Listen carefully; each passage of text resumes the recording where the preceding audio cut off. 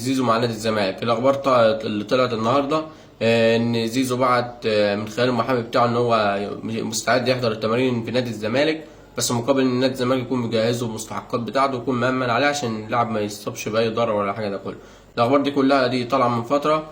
تعالى انا هقول لك الجديد. زيزو بعت خطبه كتابيه امبارح لاتحاد الكوره وقال لهم مش المفروض ان انتوا بلغتونا من خلال نادي الزمالك ان نادي الزمالك رفض ان الجلسه تتم في اتحاد الكوره ومتمسك ان الجلسه تتم في مقر نادي الزمالك.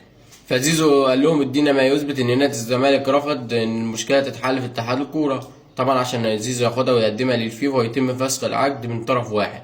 عشان اتحاد الكوره ليه الاولويه ان هي تحل اي نزاع بين لاعب ونادي في مقر اتحاد الكوره، وبين النزاع اي نادي ونادي برضه في مقر اتحاد الكوره. فاتحاد الكوره ليه الاولويه في كده. فهو زيزو لما يقدم الشكوى النادي يفسخ العقد مع نادي الزمالك وهترجع عليه غرامه كمان.